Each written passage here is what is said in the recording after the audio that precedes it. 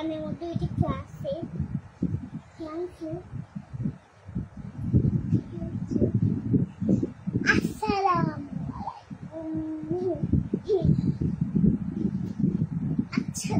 আলাইকুম। ওয়ালাইকুম আসসালাম।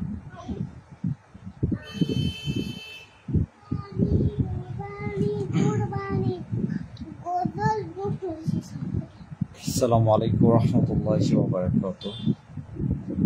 আলহামদুলিল্লাহ, যাবতীয় প্রশংসা গুণগান একমাত্র মহান আল্লাহ সুবহানাহু ওয়া তাআলার জন্য। যে মহান রব্বুল আলামিন আমাদের সৃষ্টি করেছেন, এই পৃথিবীর জমিনে পাঠিয়েছেন, অজস্র নিয়ামত রহমত দান করেছেন, আলহামদুলিল্লাহ। দরুদ ও সালাম বর্ষিত হোক প্রিয় নবী জনাবে মুহাম্মদ রাসূলুল্লাহ সাল্লাল্লাহু আলাইহি ওয়াসাল্লামের প্রতি। সম্মানিত দিনী ভাই বোনেরা, আশা করছি আল্লাহ তাআলার অশেষ রহমতে আপনারা সুস্থ আছেন, ভালো আছেন। আলহামদুলিল্লাহ, প্রচণ্ড গরম, আমরা তাপ প্রবাহ অনুভব করছি। একটু আবহাওয়াটা আসলে আমাদের অনুকূলে না, অনেকটা কষ্টদায়ক। পরিবেশটা কিছুদিন আগেও প্রচুর বৃষ্টি ছিল, এখন বৃষ্টি, আকাশ বড় কৃপণতা দেখছি আমরা। তারপরে আমাদের চলমান জীবনে অসুস্থতা, বিপদ আপদ, নানান কিছু জীবনে রয়েছে। সব কিছুর মাঝেই আমরা আল্লাহ তাআলার কাছে শুকরিয়া আদায় করি, আলহামদুলিল্লাহ।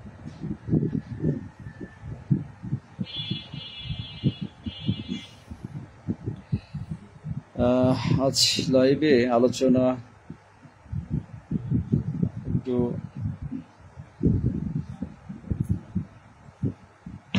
শারীরিক সুস্থ থাকার বিষয়ে আলোচনা করার প্রয়োজন মনে করছিলাম। যে আমরা যারা অসুস্থ হয়েছি, নানান রোগ ব্যাধি, শারীরিকভাবে অসুস্থ, তো আসলে এটা কি কারণে হয়েছে, কেন হয়েছে, কি ভুলে হয়েছে, সচেতনতার জন্য আমি মনে করি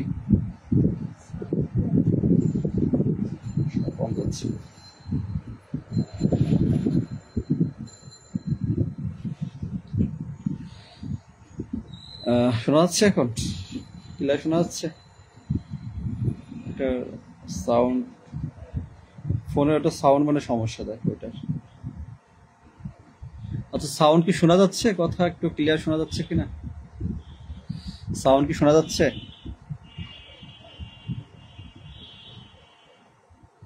এটাই সমস্যা।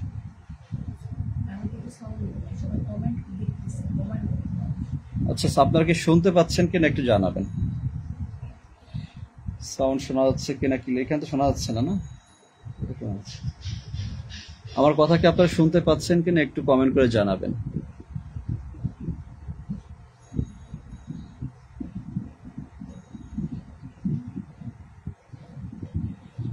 সাউন্ড ক্লিয়ার কিনা, সাউন্ড শোনা যাচ্ছে কিনা একটু জানান কমেন্ট করে।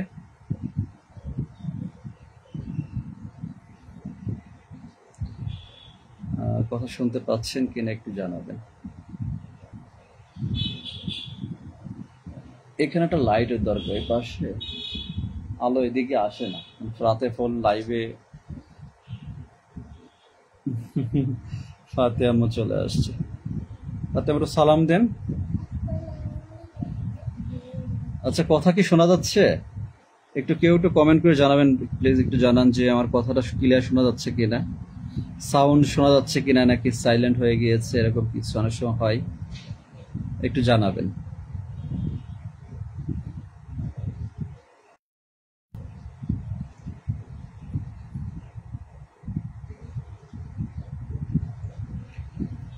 একটা কমেন্ট করে জানান যে কথা শুনতে পাচ্ছেন কিনা।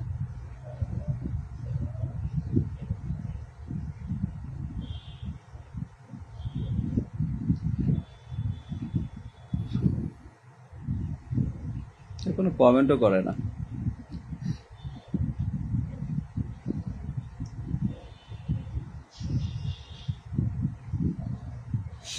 শোনা যাচ্ছে না? ওই ফোনে শোনা যাচ্ছে না? যাচ্ছে? আচ্ছা ফাতেমা, তুমি কি আচ্ছা, ফাতিহাকে তো জানেন যে মাদ্রাসায় ভর্তি করা হয়েছে, তো মাদ্রাসায় ভর্তি হয়ে দিনের কিছু গুরুত্বপূর্ণ ছোটখাটো বিষয় ফাতিহা এখন বলতে পারে। 1 নম্বর হাদিস, হ্যাঁ 2 নম্বর হাদিস এখানে আসে না। দেখো এখানে একদম মানে আমার এই ফোনের এখানে সমস্যা আছে। আচ্ছা, আমার সমস্যা হচ্ছে, শোনা যাচ্ছে ভাই মাহফুজুল হক সুমন ভাই কেমন আছেন? মোহাম্মদ আব্দুল মামুন ভাই আলহামদুলিল্লাহ। আসলে শোনা যাচ্ছে না, শুনতে পাচ্ছি ভাই কিন্তু একটু কম, একটু সাউন্ডটা ভালো হলো। সাউন্ড ঠিক হতো দিনাজপুর থেকে।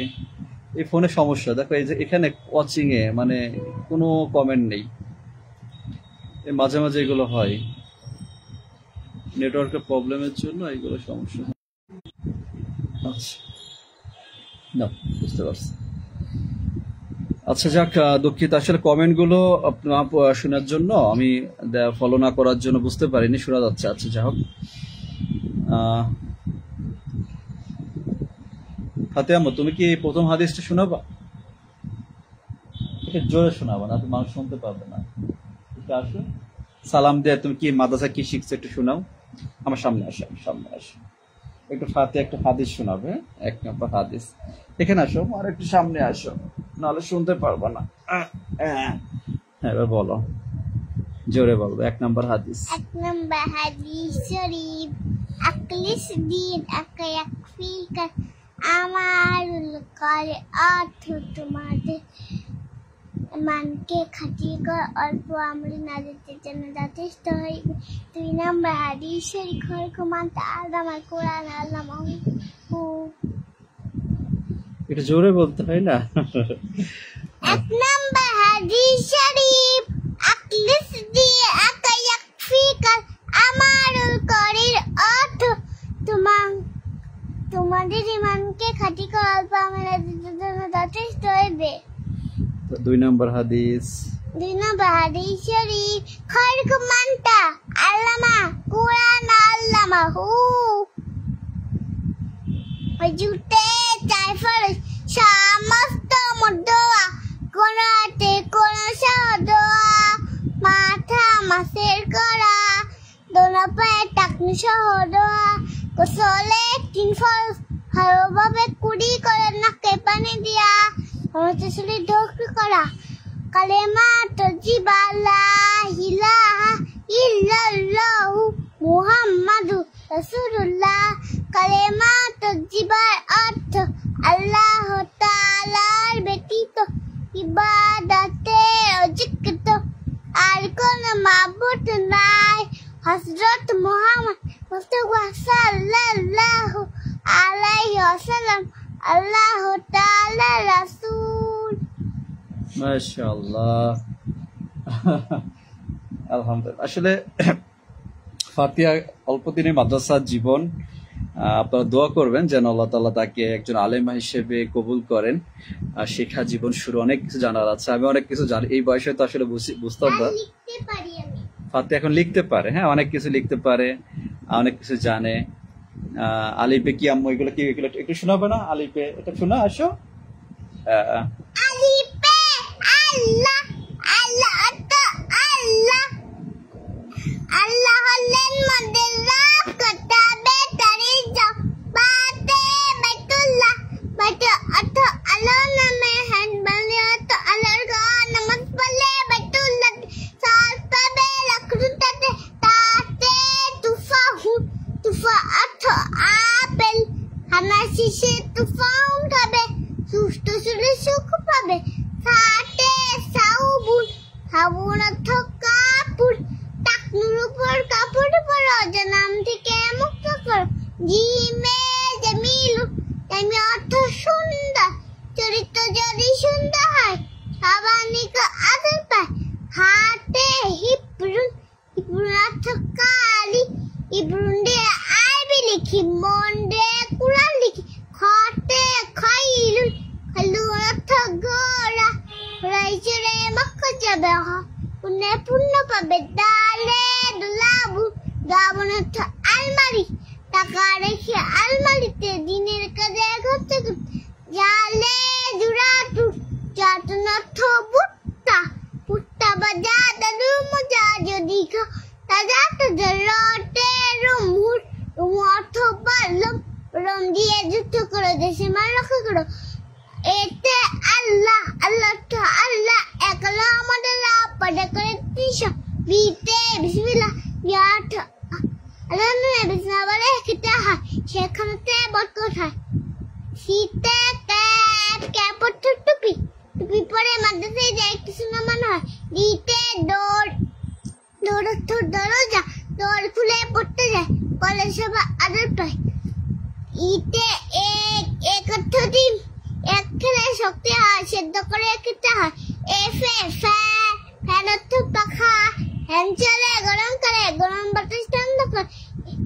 জিতে গ্যাস মানে গ্যাসে করে দুধ খাবো গায়ে বেশি শক্তি বা। এই সে হাউস অর্থ বাড়ি হাউজে বসে পাট করি ফল বাজানো ভালো করি। আইস অর্থ বরফ আইসক্রিম ঠান্ডা হয় বেশি খাওয়া ভালো না।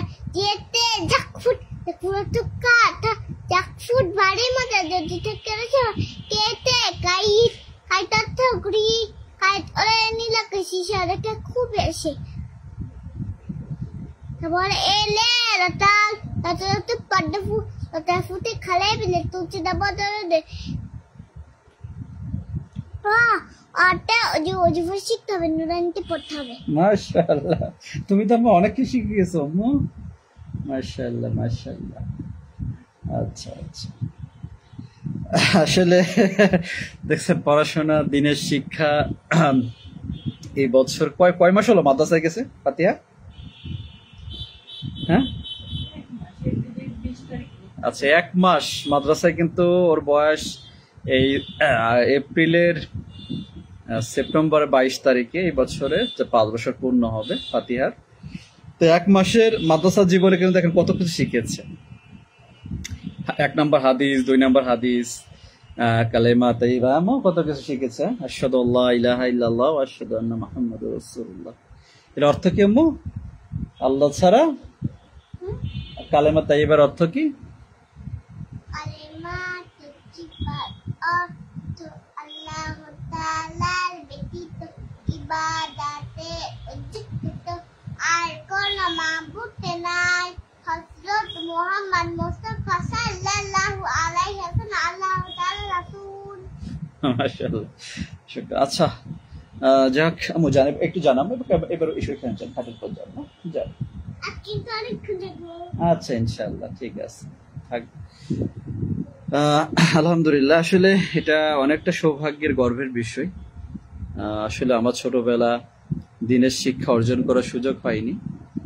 এই জন্য নিজের সন্তানকে সেই আকাঙ্ক্ষা, যেটা জীবনে একটা আফসোস রয়েছে, চেষ্টা করছি যেন আল্লাহ তাআলা তাকে দিন শিক্ষা, পরিপূর্ণ দিনের একজন খেদমত করা খাদেম হওয়ার তৌফিক দান করেন, একজন আলেমা। যেহেতু দিনের শিক্ষা অর্জন করা প্রত্যেকের জন্য, এটা প্রত্যেক মুসলিমের জন্য ফরজ। রাফিয়া সুলতান, ওয়ালাইকুম আসসালাম রহমতুল্লাহ। মাশাআল্লাহ, খায়রুল ভাই দোয়া রইল। মোহাম্মদ মাসুদ রানা, ওয়ালাইকুম আসসালাম রহমতুল্লাহ। মাহাতিয়ার জন্য দোয়া রইল। আব্দুল্লাহ মামুন, মাশাআল্লাহ। জুয়েল ভাই, মাশাআল্লাহ। এমডি ফজলুর রহমান, ওয়ালাইকুম আসসালাম প্রিয় ভাই। আলহামদুলিল্লাহ, আসলে অনেক সময় অনেক কমেন্ট আসে না, মানে আপনারা হয়তো লিখছেন, কিন্তু এখানে আমরা ফোনের সমস্যা কিনা জানি না, নেটওয়ার্কে কেন দেখতে পারি না বলে সমস্যাগুলো হয়। আচ্ছা যাক, আমি একটু বলতে যাচ্ছিলাম, আসলে আমাদের জীবনে সচেতনতার খুব প্রয়োজন সবকিছুর জন্য, বেঁচে থাকার জন্য, ভালো থাকার জন্য। যেমন আমাদের খাওয়া দাওয়া, দৈনিক যে খাবারটা আমরা খাই, সে খাওয়ার প্রতি আমাদের একটু আমাদের হিসাব নিকাশ করতে হবে। কারণ মানুষ আজকাল খেয়ে মরছে, না খেয়ে কিন্তু মরছে না। তা আসলে রোগ ব্যাধি যেটা আমাদের হয়েছে অনেকেরই, আমরা অসুস্থ যারা, আসলে আমাদের জন্য আমাদের অনিয়ম খাওয়া দাওয়া, অস্বাস্থ্যকর খাবার, যেটা শরীরের জন্য ক্ষতিকারক মনে হয় যে খেতে ভালো লাগে, এগুলো খেয়েই কিন্তু মানুষ একসময় বড় বড় রোগের সম্মুখীন হয়। আলহামদুলিল্লাহ, আসলে এটাই আমাদের সচেতনতা আমাদের জীবনে, যে আমাদের খাওয়া দাওয়ার প্রতি খেতে হবে কম, ইবাদতের গুরুত্ব দিতে হবে।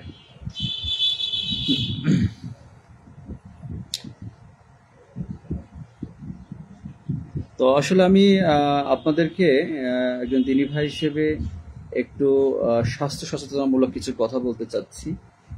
যদিও এটা ডক্টরের কাজ, যারা আপনার বিভিন্ন রকম স্বাস্থ্য সচেতনমূলক যারা অধিদপ্তরে যারা আছে, ডক্টর বলেন, নানান ধরনের যারা এটা রিসার্চ করে তারাই বলতে পারবে। তবে আমার একটু অভিজ্ঞতা থেকে আপনাদেরকে একটু শেয়ার করি, এটা আশা করি উপকৃত হবেন। দিনের বিষয় যেমন সবকিছু জানা আমাদের জন্য প্রয়োজন, ঠিক এটাও গুরুত্বপূর্ণ বিষয়। আমাদের যাদের বয়স 30 বছর, এক কথায় যে 30 বছর অতিবাহিত হয়েছে, আমাদেরকে অবশ্যই সচেতনতা হওয়া দরকার শারীরিকভাবে। আমাদের খাওয়া দাওয়া, পরিশ্রম করা। আমরা কিন্তু ফাস্ট ফুড খুব পছন্দ করি, আমাদের ভালো লাগার যদি আইটেমের ভিতর কিন্তু ফাস্ট ফুড অধিকাংশ মানুষ বর্তমান সময়ে। আরেকটা বলবো, পশারা দো তিন প্রকার, দোনো হাতে ফেলিয়া নামাজের মতো, এক হাতে লুকায়ে রাখার সময়, দোনো হাতে লেগে খাওয়ার সময়। তাই মাশাআল্লাহ মাশাআল্লাহ। তো আমাদের যেহেতু আমরা খাওয়া দাওয়ার ক্ষেত্রে মনে করি যে সবকিছু খাওয়া যায়, খেতে অনেক কিছু ভালো লাগে, তবে আমি মনে করি যে আপনারা জানেন যে আমার শারীরিক যে সমস্যাগুলো হয়েছে, যেমন এক ফ্যাটি লিভার 1। ফ্যাটি লিভার 1টা আসলে ফ্যাটি লিভারের চর্বি জমার বিষয়গুলো কিন্তু খুব সেন্সিটিভ বিষয়। এটা আমরা অনেক অবহেলা করি, আস্তে আস্তে করে কিন্তু লিভার সিরোসিস, লিভারে ক্যান্সার হতে পারে ভবিষ্যতে যদি অবহেলা করা হয়। লিভার ফাংশনটা খুব গুরুত্বপূর্ণ শরীরে। তো আমরা লিভারের প্রতি আমাদের শরীরে সব থেকে গুরুত্বপূর্ণ লিভার, কিডনি, হার্ট, হ্যাঁ, এগুলো আমাদের শরীরে সব থেকে গুরুত্বপূর্ণ একটা বিষয়। হার্ট, লিভার, কিডনি সাইডগুলো যেটা মানুষের বেঁচে থাকার একটা বড় এটা মনে করেন যে আমাদের দেহের সব থেকে গুরুত্বপূর্ণ উপাধি।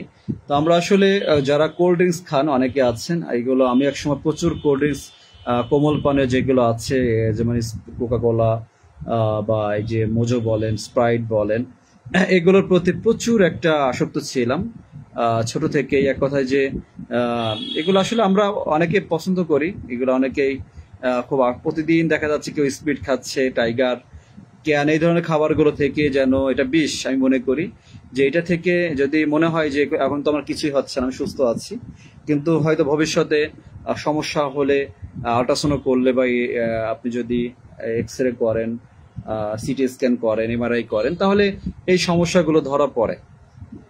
তো আমি বলবো যে আমরা ব্যক্তিগতভাবে আমি আপনাদেরকে, যেহেতু আমি সমস্যায় সম্মুখীন হয়েছি 35 বছর বয়সে, তো আমি মনে করি যে খাবারগুলো আমাকে ক্ষতি করেছে, আমি যেগুলো খুব পছন্দ করতাম, আমার খুব ভালো লাগতো, যার জন্যই কিন্তু আমার এই আজের পরিণতি।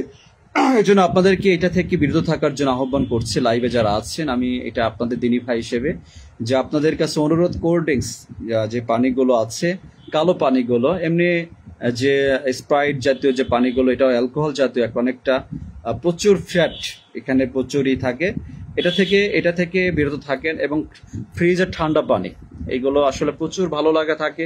এই গরম আসলে আমরা ফ্রিজে ঠান্ডা পানি খাই, ক্লান্ত হয়ে গেলে অনেক আছে প্রচুর ঠান্ডা পানি খাওয়া হয়, তা বরফ দিয়ে, তা ঠান্ডা পানির শরবত, যেমন অনেক ধরনের দোকানে লেবুর শরবত পাওয়া যাচ্ছে, ইত্যাদি নানান শরবত আমরা দেখি, এইগুলো থেকে আমরা বিরত থাকবো। বরফ দিয়ে যে এইগুলো সাধারণ পানি দিয়ে খেতে পারেন। আর চিনি, হ্যাঁ, তো একজন সবাই দোয়া করবে। তো সব এই জিনিসগুলো থেকে আমাদেরকে যেহেতু লবণ, খাবারের সাথে লবণটাকে পরিত্যাগ করুন। যেহেতু আমাদের যে কিডনিতে পাথর, পিত্ততে পাথর, এই ধরনের প্রবলেমগুলো, যেমন প্যানকিটাইটিসের যে সমস্যাগুলো, এগুলো হওয়ার কারণ হচ্ছে লবণ, অতিরিক্ত মাংস খাওয়া। রাসূল সাল্লাল্লাহু আলাইহি ওয়াসাল্লাম কিন্তু মাংস পছন্দ করতেন না খুব একটা, হালকা আপনি মাসে 2-1 বার খেতে পারেন, কিন্তু আমরা তো আসলে অনেকেই প্রচুর মাংস খাই। ফার্মের মুরগি খুব ক্ষতিকারক। ফার্মের মুরগি যেহেতু যে ধরনের ইনজেকশন, যেটাকে আমি কি বলে, এটা অনেক ধরনের পুশ করে ওরা মুরগি অল্প দিনে বড় করার জন্য নানান ধরনের টিকা ইত্যাদি অনেক কিছু দিতে পারে, যেহেতু আমার এতটা জানা নেই, তবে এটা খুব ক্ষতিকারক। ফার্মের ব্রয়লার মুরগি থেকে এটা বড় ধরনের ক্যান্সারের রূপ নিচ্ছে আজকাল। আমি মনে করি যে আমরা সবজি, লাউ, পেঁপের তরকারি, লাউ, পেঁপে, এগুলো যদি খাওয়া হয়, শাক সবজি, আবার কিডনি সমস্যা হলে পালং শাক, পুঁই শাক ক্ষতিকারক। তো আমরা ছোট মাছের প্রতি আমাদের অভক্তি আছে, ছোট মাছগুলো খাওয়ার চেষ্টা করব। আর বড় মাছগুলো যেমন পাঙ্গাস, যেগুলো অতিরিক্ত কোলেস্ট্রল, যেগুলো প্রচুর তৈলাক্ত, বড় মাছগুলো বেশি কিন্তু আপনার থাকে প্রচুর ফ্যাট, চর্বি থাকে, যার জন্য ফ্যাটি লিভারে চর্বি যাওয়ার সম্ভাবনা থাকে। এই জন্য আমরা খাবারের জন্য ফাস্ট ফুড, যেগুলো পেঁয়াজ, বেগুন, বাহিরের যে খাবারের তেলগুলো এটা কিন্তু অস্বাস্থ্যকর। দেখবেন যে অনেকক্ষণ ভাজতে ভাজতে কালো হয়ে যায়। পাম অয়েল তেলগুলো পুষ্টিকর না। নানান ধরনের অপরিষ্কার এমনকি হোটেল অনেক ধরনের মরা মুরগি পর্যন্ত বিক্রি করে, হয়তো আমরা জানি না, বুঝছি না। এইগুলো বাহিরে খাবারগুলো বিভিন্ন রকম, যেমন সি ফুড, স্ট্রিট ফুডগুলো, এগুলো থেকে আমরা একটু বিরত থাকার চেষ্টা করব। এটা যদি আমি মনে করি যে আমরা অতিরিক্ত মিষ্টি পরিহার করতে হবে। শরীরে সুগারের প্রয়োজন আছে সীমিত, তবে অতিরিক্ত বেশি সুগার, অনেকে চিনি শরবত খাওয়ার, প্রচুর চার ভিতর চিনি খাওয়ার অভ্যাস যেগুলো আমার ছিল, এইগুলোর জন্য ক্ষতিকর এই বিষয়গুলো হয়েছে। শরীরকে আমরা যেহেতু পরিশ্রম করি না, খাবার খেয়ে যে ক্যালোরি যতটুকু প্রয়োজন তার থেকে অধিক বেশি ক্যালোরি শরীরে গ্রহণ করছি, কিন্তু পরিশ্রম করছি না, যার জন্য এই সমস্যাগুলো হয়। আমরা অলস হয়ে যাই, সারাক্ষণ ফোনে, মোবাইল, বাসায় থেকে ফেসবুকিং, মেসেঞ্জার, নানান ধরনের সময় কাটাই, পরিশ্রম করি না। পরিশ্রম করলে খাবারগুলো অনেক কিছু খেলেও কিন্তু সহজে হজম হয়, শরীরের ফাংশনগুলো কাজ করে। আমরা অলস প্রকৃতির, এই জন্য আমাদের জন্য এগুলো ক্ষতিকারক। সুতরাং কোল্ড ড্রিঙ্কস থেকে বিরত থাকেন। আইসক্রিম খুবই ক্ষতিকারক একটা বিষয়। আমরা অনেকে চকলেট, আইসক্রিম এইগুলো প্রতি অনেক আসক্ত আছে। ফুচকা, দেখা যাচ্ছে ভাজা পোড়া, যে চানাচুর, মুড়ি মাখানো, এটা খুব ভয়াবহ একটা খাবার, শরীরে বড় ক্ষতিকারক বিষয়। অনেক কিছু আমাদের মুখরুচি, পেঁয়াজু, বেগুনি, ওই কি বলে বাইরে খাবারগুলো আমরা যেরকম হোটেলে খাই না, বিভিন্ন রকম কি বলে বার্গার, চিকেন ফ্রাই, মাংস পোড়ানো খাবারগুলো, এটা কিন্তু আমাদের শরীরের জন্য ক্ষতিকারক। যেরকম আমরা গ্রিলগুলো খাই, বিভিন্ন আগুনে যেগুলো পুরানো হয় না, বিভিন্ন রকম, দেখেন যে আজকাল বিভিন্ন সময় বিভিন্ন রকম মানুষ অ্যাড দেখায় এইগুলো। তো আসলে এই খাবারগুলো আমাদের শরীরকে ক্ষতি করে। আমরা হয়তো মনে করি যে কোনো সমস্যা হচ্ছে না, কিন্তু একটা পর্যায়ে, বয়স 30 যেহেতু পার হয়ে গিয়েছে অনেকের, একটা পর্যায়ে কিন্তু অনেক রোগ ব্যাধি, তখন ওষুধ, ডাক্তারের পিছনে ছুটতে ছুটতে জীবনের সময়টা অনেকে থেমে যায়। দ্বিতীয় কথা হচ্ছে, আমরা ইবাদত করার মতো আমাদের শক্তি থাকে না। এই জন্য আল্লাহ তাআলা ইবাদত করার জন্য আমাদের শরীরকে সুস্থ রাখতে হবে, আমাদের সচেতন হতে হবে, আমাদের উত্তম খাবার, হালাল খাবার খাওয়ার প্রতি গুরুত্ব দিতে হবে। এই কথাগুলো এই জন্য বললাম যে আসলে আমি আমার যে সমস্যাগুলো সম্মুখীন হয়েছি, এটা হওয়ার কারণেই বললাম যে এগুলো আমার একটা অভ্যাস ছিল, যেগুলো খাবারের প্রতি অনিয়ম, প্রচুর বিরিয়ানি খাওয়া, প্রচুর নুডলস খাওয়া, মাংস খাওয়া, হ্যাঁ এইগুলো, প্রচুর মিষ্টি খাওয়া, সুগার, প্রচুর চিনি দিয়ে চা খাওয়া, এগুলো। ব্ল্যাক কফি উত্তম হবে, ব্ল্যাক কফি খাওয়া যায় চিনি ছাড়া, এটা আমাদের জন্য উপকার। চা খাওয়া যেতে পারে খুব কম চিনি ছাড়া, কিন্তু এইগুলো আসলে কি বলবো, আর এখন বুঝতেছি, কিন্তু একসময় এগুলোর প্রতি গুরুত্ব কম। একদম যে না খেয়ে আছে তাও না, খাওয়া হয়। যেমন ছুটিতে বাড়িতে গিয়ে দেখা যাচ্ছে খেয়েছি, একটু মাংস খাওয়া পড়েছে বেশি, যদিও সমস্যা, এগুলোর প্রতি একটু হলেও আমাদের লোভ সামলানোর প্রয়োজন আমার মতো মানুষের, যাদের এই ফ্যাটি লিভার 1, তারপরে পিত্ততে পাথর, কিডনিতে পাথর, প্যানক্রিয়াটাইটিসের সমস্যা হয়েছে। আমি মনে করি যে আমার অনেক সচেতনতা দরকার আছে খাওয়া দাওয়ার ক্ষেত্রে। ফাইবার, সাদা চাউলে অতিরিক্ত বেশি ফাইবার, কার্বোহাইড্রেট বিভিন্ন রকম থাকে, কার্বোহাইড্রেট নানান কিছু। এই জন্য লাল চাউলের ভাত, লাল আটা, এটা খাওয়ার জন্য সাজেস্ট করে ডাক্তার। যাক, আসলে শরীরের পুষ্টিগুণ, শরীরের শক্তি, ক্ষমতা অনেক সময় অনেক ধরনের খাবার আমাদেরকে নষ্ট করে দেয়। এই জন্য বলবো যে কোল্ড ড্রিঙ্কস, ঠান্ডা পানি, কোমল পানি, শরবত বেশি, চিনি, লবণ, এটা থেকে যেন আমরা ফাস্টফুড এটা পরিহার করি, ইনশাআল্লাহ সুস্থ থাকতে পারবো। আর 5 ওয়াক্ত সালাত আমাদের জীবনের সব থেকে একটা বড় একটা এক্সারসাইজ আমি বলবো। আমরা 5 ওয়াক্ত সালাত যদি আদায় করি, এটা এক্সারসাইজ হয় আমাদের শারীরিক। সকালে ঘুম থেকে উঠে, ওই সময় আবহাওয়াটা অনেক ভালো একটা পরিবেশ, এই জন্য আমরা যেন সকালের পরিবেশটা আমরা যেন একটু উপভোগ করি। ঘুম থেকে উঠে ফজরের সময় সালাত আদায় করে, মসজিদে জামাতের সহিত আদায় করে, একটু হাঁটাহাঁটি করি, একটু শরীরের প্রতি যত্নশীল হই। আসলে বিপদে অসুস্থ হয়েছে বলেই না এখন বুঝতে পারছি কি করণীয়, তবু আসলে হয় না, অবহেলা হয়ে যায় কেন জানি। খুব প্রয়োজন যেটা। একটু দিনের বিষয়ে যাই। আমরা আশা করি যে আমরা জীবনের সময়টা অতিবাহিত করে একটু একটু করে দুনিয়ার জীবন ছেড়ে আমরা চলে যাওয়ার একটা প্রস্তুতি গ্রহণ করছি, কারণ আমাদের জীবনের সময়টা কমে যাচ্ছে, মানে বয়স বাড়ছে, এটা আমরা যেরকম মনে করছি না, আমাদের জীবনের সময়টা কমে যাচ্ছে। তো আমরা যেহেতু আমাদের মৃত্যুর স্বাদ গ্রহণ করতে হবে প্রত্যেকটা প্রাণীকে মৃত্যুর স্বাদ গ্রহণ করতে হবে, সেক্ষেত্রে আমাদেরকে একটা প্রস্তুতি গ্রহণ করা খুবই প্রয়োজন, যার যার অবস্থান থেকে। কারণ আমরা দেখছি যে আজকে একটা বিমান দুর্ঘটনা দেখেছেন, হয়তো 200-250 265 জন আরোহী ছিল, সম্ভবত সবাই মারা গিয়েছেন, 2-1 জন হয়তো জানি না, হয়তো নিউজে দেখলাম। তো দেখেন যে একজন কে কোথায় মৃত্যু হবে, কিভাবে হবে, আমরা কেউ জানি না। প্রতিদিন কত বিমান যাচ্ছে বিশ্বের বিভিন্ন প্রান্তে, কিন্তু দুর্ঘটনা কিন্তু সবসময় ঘটে না। একজন অভিজ্ঞ পাইলট যে নিয়ন্ত্রণ করেন একটা ট্রেন, দেখেন ট্রেন লাইন, সেটা দুর্ঘটনা ঘটছে, সড়কপথ বাস, সেটা দুর্ঘটনা ঘটছে, বাইক, কোনো কিছুই নিরাপদ না। এক কথা যে মৃত্যু যখন থাকবে তখন সে যে অবস্থানে যাবে, যেখানে যাবে সেখানে তার মৃত্যু সংঘটিত হবে। এটাই বাস্তবতা। যত প্রযুক্তি উন্নতি হচ্ছে তত বেশি মানুষের ভোগান্ত কিন্তু বেড়ে যাচ্ছে। হ্যাঁ, আমরা কোথাও কিন্তু নিরাপদ না।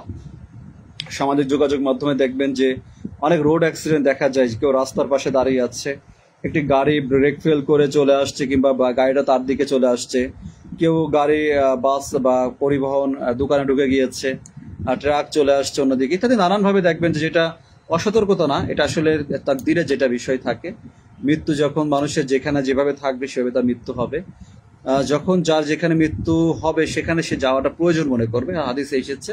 তো আমরা যেহেতু পৃথিবীর জমিন ছেড়ে সবাই চলে যাব, আমরা মরণশীল মানুষ, সৃষ্টির প্রত্যেকটা কিছুই আমরা যখন নিঃশ্বাস নিচ্ছে আমাদের আগে নিঃশ্বাস বন্ধ হবে। আমরা এখন সুস্থ আছি, ভালো আছি, সম্পদ টাকা পয়সার মাঝে, সবকিছুর মাঝে একটা সুন্দর একটা জীবন উপভোগ করছি, তৃপ্তি পাচ্ছি, স্বাদ পাচ্ছি। কেউ যৌবন যাদের আছে, যাদের বয়স এক কথায় যে কেউ বৃদ্ধ হয়ে গিয়েছে, বার্ধক্যে জীবন চলে গিয়েছে, তার জীবনে কিন্তু আর স্বাদ নেই। তার জীবনে এখন শুধু মৃত্যুর অপেক্ষা, অসুস্থতা।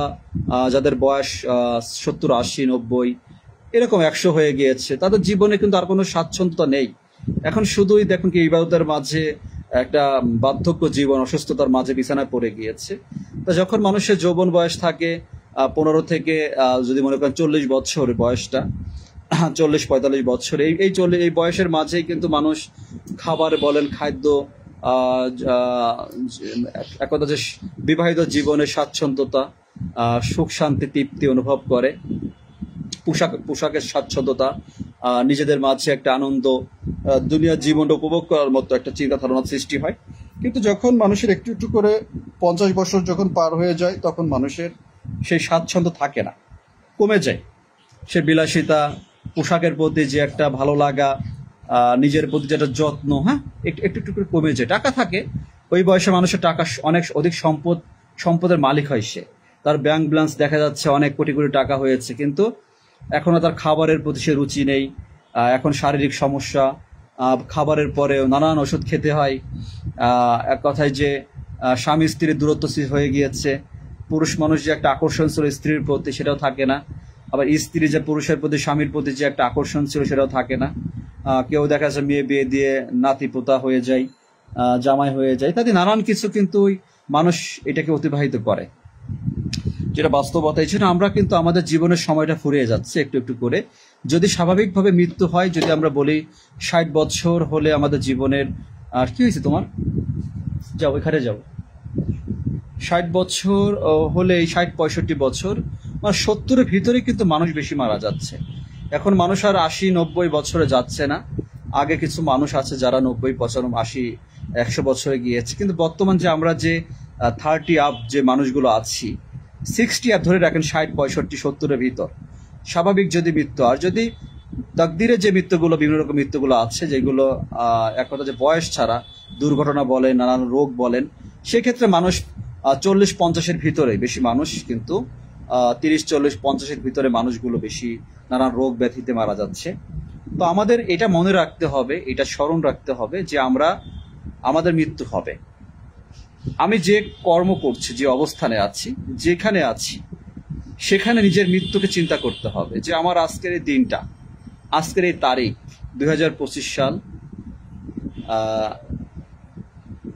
জুন মাসের, আজকে কত তারিখ, আজকে হচ্ছে 12 তারিখ, আজ বৃহস্পতিবার, আজ আমার বয়স কত হয়েছে, এই যেটা চিন্তা, আমি আমার জীবনের সময়টা আর কতটা থাকতে পারে, আমি তো আজকের রাত জীবনের শেষ রাত হতে পারে, আজ সারাটা দিন আমি কি করেছি, আমি আমার আচরণ, আমার কথার দ্বারা কাউকে কষ্ট দিয়েছি, আমার কর্মের দ্বারা কেউ কি আঘাত পেয়েছি, কাউকে ঠকিয়েছি, আমি সারাটা দিন আল্লাহ তাআলাকে কতটা ডেকেছি, আল্লাহ তাআলা জিকির আজগর কতটা করেছি, আমি সারাদিন কয়েকটা নামাজ সঠিকভাবে পড়েছি ইত্যাদি। এগুলো আমাদের একটু হিসাব করতে হবে রাতে ঘুমানোর আগে। রাতে ঘুমানোর আগে আমরা যে নিদ্রায় যাব, এটা একটা মৃত্যু।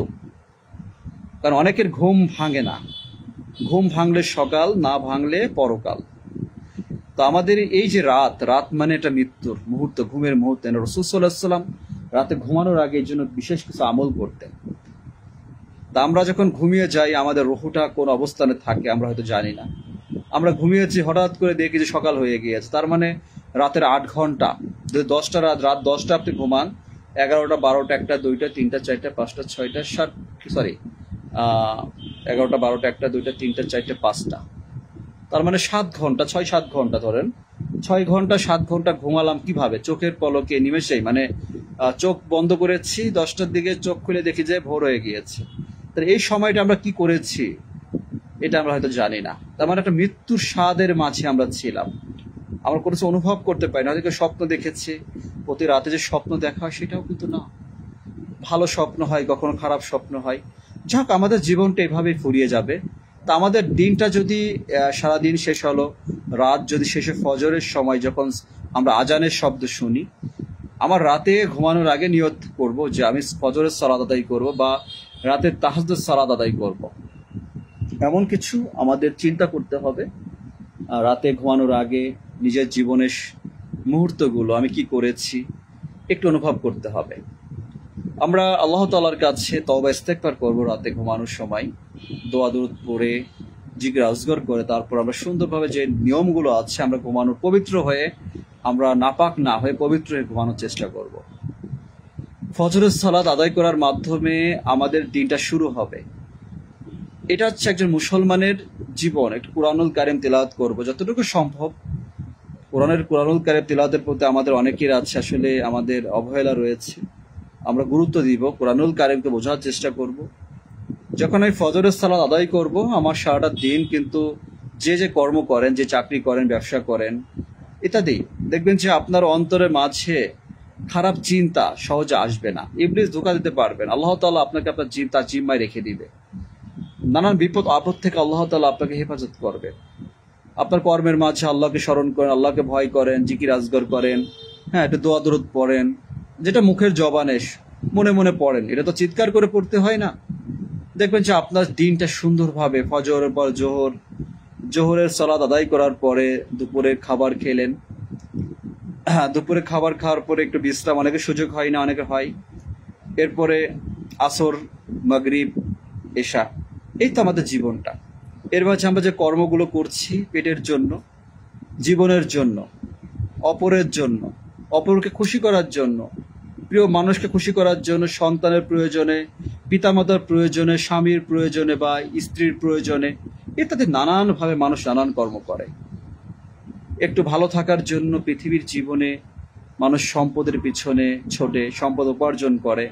কাউকে খুশি করার জন্য, স্ত্রীকে খুশি করার জন্য, সন্তানকে খুশি করার জন্য, সন্তানের কিছু চাওয়া পূর্ণ করার জন্য, স্ত্রীর মনের চাওয়া পূর্ণ করার জন্য, হ্যাঁ, পিতামাতার মনের চাওয়া পূর্ণ করার জন্য। জীবনে অনেকের অনেক ভাই, ছোট ভাই হোক, বোন হোক, অনেক অনেক আবদার থাকে।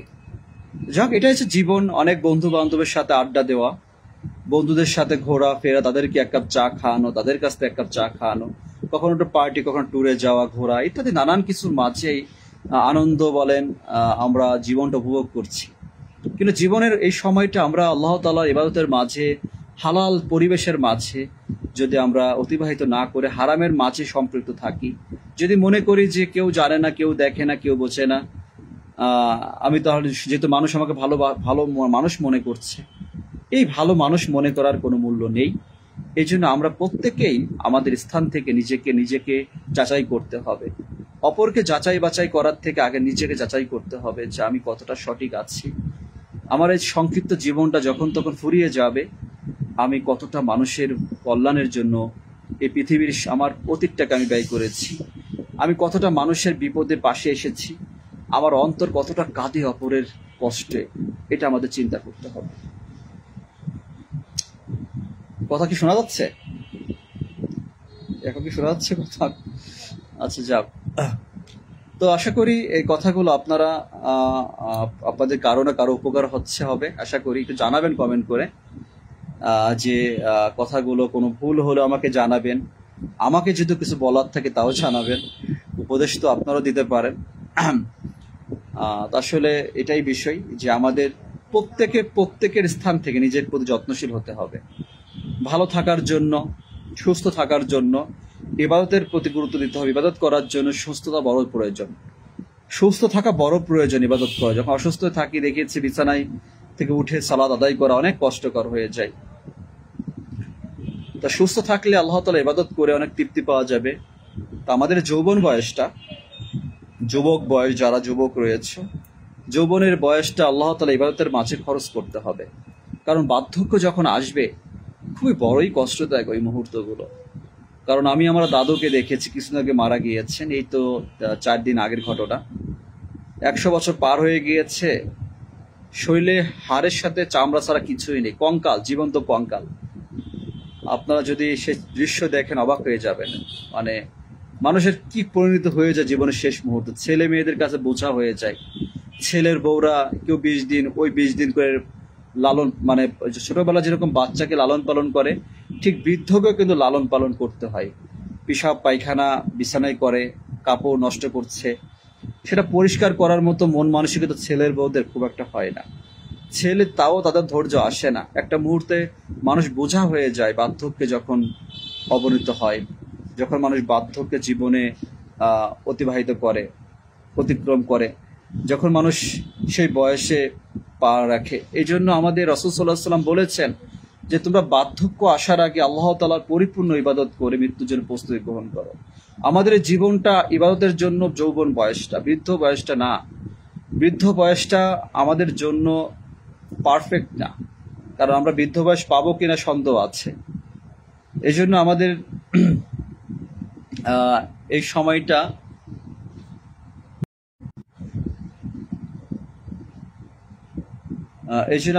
সময়টা আমরা অবশ্যই যেন অধিক গুরুত্ব দেই।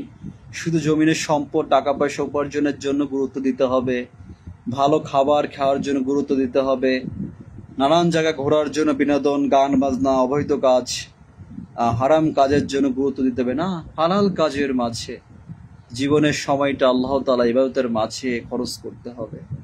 না হলে একদিন নিভে যাবে লাইটটা, একদিন ঘড়ির টাইমটা থেমে যাবে, ব্যাটারি দিয়ে চালানোর মতো কোনো অবস্থা থাকবে না। নিঃশ্বাসটা এতটুকু, শরীরের দেহের নিঃশ্বাস বন্ধ হয়ে গেলে, মৃত্যুর স্বাদ যখন মানুষ গ্রহণ করে, আর কোনো সুযোগ হবে না তাকে সেই স্থান থেকে জমিনে ফিরে আসার। যে মানুষ পৃথিবীর জমিন ছেড়ে চলে যায় সে কখনো আর ফিরে আসতে পারে না। কবর জীবনে যে চলে গিয়েছে, কত সম্পদ ছিল, কত সুন্দর দেহ ছিল, কত সুন্দর ছিল সে, শরীরের চামড়াটা কত মসৃণ ছিল, কত সুন্দর হাসি ছিল, যখন হেঁটে গিয়েছে কত সুগন্ধি ছড়িয়েছে, কত নারী তাদের জীবনটাকে বেপর্দার মাঝে রেখে অতিবাহিত করে মৃত্যুর স্বাদ গ্রহণ করেছে। আজ তাদের দেহটা মাটির সাথে মিশে গিয়েছে, তাদের অস্তিত্ব মিশে গিয়েছে মাটির সাথে, কত দাম্ভিকতা, ক্ষমতার দাপট মাটির সাথে মিশে গিয়েছে।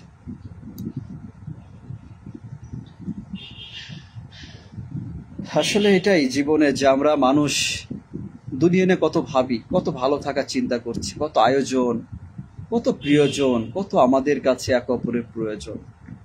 মৃত্যু হলে সব কিছু নিমেষেই ফুরিয়ে যাবে, কিছু সময়ের জন্য। কত সময় মানুষ তাকে রাখে, একটা রাত কিংবা একটা দিন। রাতে মারা গিয়েছে, জোহরের সময়, জোহরের পূর্বেই, জোহরের ভিতরে মাটি হয়ে গিয়েছে। সকালে মারা গিয়েছে, মাগরিবের ভিতরে বা জোহরের ভিতরেই তার মাটি হয়ে গিয়েছে। এই তো জীবন, আজ মরলে কাল দুদিন। এই জীবন নিয়ে আমাদের কত অহংকার, কত হিংসা, অহংকার, বিদ্বেষ একে অপরের প্রতি, কত দাপট, কত প্রতিযোগিতা জমিনে আমাদের সম্পদ উপার্জনের জন্য। আমরা সম্পদের জন্য একে অপরের সম্পর্ক নষ্ট করেছি, রক্তের সম্পর্ক ছিন্ন হয়েছে, আত্মীয় সম্পর্ক। আজ টাকা হয়েছে বলে আজ মানুষকে মানুষ বলে মনে হচ্ছে না, আজ নিজেকে কত দামি মানুষ মনে হচ্ছে। আল্লাহকে ভয় করছি না, আল্লাহ তাআলার কথা, আল্লাহ তাআলার শুকরিয়া আদায় করছি না। আল্লাহ তাআলা যে আমাকে সম্পদ দিয়ে পরীক্ষা করছেন ভুলে গিয়েছি। আমরা উচ্ছৃঙ্খল জীবন কাটাচ্ছি, হারাম জীবন, হারাম পথ বেছে নিয়েছি। কিন্তু ওই কবর, 3.5 হাত কবর জীবনটার কথা যদি চিন্তা করি, তাহলে দুনিয়ার সমস্ত কিছু, মৃত্যু চিন্তা করলে সব পানসা মনে হবে, কোনো কিছু স্বাদ পাওয়া যাবে না। আল্লাহ তাআলা আমাদেরকে হালাল জীবনের সুখ শান্তি উপভোগ করার সুযোগ দিয়েছে, নির্দেশ করেছে। সুন্দর একটা পরিবার, স্বামী স্ত্রীর সম্পর্ক কখনো দেখা যাচ্ছে যে ভালো থাকে না, পরকীয়া। হয়তো আপনি জানেন আপনার স্বামী খুব ভালো মানুষ, কিন্তু সে অগোচরে খারাপ নারীদের সাথে, অনেক নারীদের সাথে ব্যভিচার, অনেক নারী আছে হারাম সম্পর্কে জড়াচ্ছে। এর একটাই কারণ যে আল্লাহর ভয় নেই, পরকালের চিন্তা নেই, কবরের চিন্তা নেই, নিজেকে নিজে ধ্বংস করে দিচ্ছে। যদি মানুষ জানতো, বিশ্বাস করত কবর জীবনে, কবরের আযাব কতটা ভয়াবহ, মানুষ যদি বিশ্বাস করত মন থেকে, জানতো যে হাসরের ময়দানের বিচারের মাঠে কত কঠিন হবে এই পাপের জন্য, জাহান্নাম কতটা সীমাহীন কষ্টের জায়গা, অনন্তকাল সেখানে যেভাবে লাকড়ি পড়ে রান্নায় দেখেছেন যে লাকড়িগুলো যখন জলে আগ্নেয়গিরি যেটা দেখা যায় লাভা, ঠিক সেভাবে মানুষগুলো পুড়তে থাকবে। আবার সে জীবিত করা হবে, আবার তাকে চামড়া দেওয়া হবে, সে কি এই দুনিয়ার চামড়ার মতো? আবার সে পড়বে, কি বাঁচাবে তাকে? কি যন্ত্রণা! পৃথিবীর আগুন থেকে 69 গুণ তীব্র সে আগুন। আমরা যদি এইগুলো চিন্তা করি, তাহলে আজ দুনিয়াতে আমরা হারাম থেকে দূরে সরে থাকতাম। আমরা দুনিয়াতে আজ যারা জুলুম অত্যাচার করছে, ঘুষ খাচ্ছে, দুনিয়ার কিছু লাভের জন্য অবৈধ টাকা উপার্জন করছে, মিথ্যা কথা বলছে, চুরি ডাকাতি, নানান পাপের কাজ করে যাচ্ছে, মানুষকে হত্যা করছে, তারা কখনো এটা করতে সাহস পেত না। যদি আমরা আখিরাতে চিন্তা করতাম, এই ক্ষণস্থায়ী জীবনে কি পাওয়ার আছে? সবকিছু রেখে চলে যেতে হবে, নিজের বলে তো কিছুই নেই। তা আমাদের জীবনের সংক্ষিপ্ত সময়, সংক্ষিপ্ত জীবন, আমাদের বয়স যাচ্ছে, আমরা জীবনের সময়টা ফুরিয়ে যাচ্ছে, আমরা মৃত্যুর দুয়ারে পৌঁছে যাচ্ছি। একটু একটু করে কত মানুষ চলে যাচ্ছে দেখেন চারপাশে। আমরাও একদিন মৃত্যুর মিছিলে সামিল হব, একদিন আমরা চলে যাব। আসুন না একে অপরকে, তাদের কারো প্রতি রাগ অভিমান আছে, ক্ষমা করে দিই, মানুষকে সুন্দর উপদেশ দেই, আল্লাহর রাস্তা জীবনটা অতিবাহিত করি, নিজেকে নারী হয়ে পর্দার মাঝে নিজেকে আল্লাহর জন্য পরিবর্তন করি, যে আমার এই সৌন্দর্য আমার স্বামীর জন্য। আমি আর কোনো পুরুষকে আমি আমার সৌন্দর্যতা আমি উপভোগ করাবো না, দেখাবো না। পুরুষ মানুষ হয়ে আসেন না যে আমি একজন মুসলমান, নবীর সুন্নাহ আদর্শ গ্রহণ করি, শিরক বিদআত মুক্ত আমল করি, একজন মুসলমান, প্রকৃত মুসলিম হওয়ার চেষ্টা করি, 5 ওয়াক্ত সালাত জামাতের সহিত আদায় করার সর্বোচ্চ চেষ্টা করি, মানুষের সাথে উত্তম আচরণ করি, যে কর্ম করছি হালাল উপার্জনের মাঝে জীবনটা অতিবাহিত করি। স্ত্রী খুশি হোক নাই হোক, আমাকে হালাল উপার্জন করতে হবে। সন্তানের চাওয়া পূর্ণ করতে পারি বা না পারি, আমাকে হালাল উপার্জন করতে হবে। স্ত্রী খুশি হলো কি না হলো সেটা দেখার বিষয় না, আমাকে হালাল উপার্জন করতে হবে, কারণ আমার মৃত্যুর পর কেউ আমার পাশে থাকবে না, আমাকে যেতে হবে। আর সে আখিরাতে চিরস্থায়ী জীবনে, চিরস্থায়ী জান্নাতুল ফিরদাউস পেতে হলে আমাকে অবশ্যই পৃথিবীর জীবনে আল্লাহ তাআলা আদেশ নির্দেশ মেনে চলতে হবে, রাসূল সাল্লাল্লাহু আলাইহি ওয়াসাল্লাম আদর্শকে জীবনে আঁকড়ে ধরতে হবে, তবে জীবন আমাদের সফল হবে। আল্লাহ তাআলা যেন আমাদের প্রকৃত মুমিন বান্দা হয়ে মৃত্যুর স্বাদ গ্রহণ করার তৌফিক দান করেন। আল্লাহ তাআলা আমাদেরকে প্রকৃত মুসলিম হয়ে মৃত্যুর স্বাদ গ্রহণ করার তৌফিক দান করেন। জীবনে বুঝে না বুঝে অনেক গুনাহ পাপ করেছি আমরা, আল্লাহ তাআলা যেন আমাদেরকে ক্ষমা করেন। আল্লাহ তাআলা আমাদেরকে মৃত্যুর আগে যেন কালেমা পড়ার, লা ইলাহা ইল্লাল্লাহ মুহাম্মাদুর রাসূলুল্লাহ, লা ইলাহা ইল্লাল্লাহ আমাদের জবান থেকে যেন এই শব্দটা বের হয়। আল্লাহ তাআলা যেন আমাদের পরিপূর্ণ ঈমানের সহিত মৃত্যুর স্বাদ গ্রহণ করার তৌফিক দান করেন। আল্লাহ তাআলা আমাদের খাঁটি মুসলিম হয়ে মৃত্যুর স্বাদ গ্রহণ করার তৌফিক দান করেন। আল্লাহ তাআলা আমাদের সুস্থতা, পরিপূর্ণ সুস্থতা দান করেন। যে কথাগুলো বলেছি আল্লাহর পক্ষ থেকে বলার চেষ্টা করেছি, হয়তো অনেক কথাই ভুল হতে পারে, আস্তাগফিরুল্লাহ, ইবলিসের পক্ষ থেকে হতেই পারে, ইবলিস ধোঁকা দিতে পারে। আল্লাহ তাআলা যেন এই কথাগুলো আপনাদেরকে বোঝার তৌফিক দান করেন। এবং আমাকেও যেন আমল করার বুঝার তৌফিক দান করেন। আল্লাহ তাআলা আমাদের সুস্থতা দান করেন। সুবহানাকা আল্লাহুম্মা রাব্বানা বিহামদিকা আশহাদু আল্লা ইলাহা ইল্লা আনতা আস্তাগফিরুকা ওয়া আতুবু ইলাইক। আসসালামু আলাইকুম ওয়া রাহমাতুল্লাহি ওয়া বারাকাতুহু।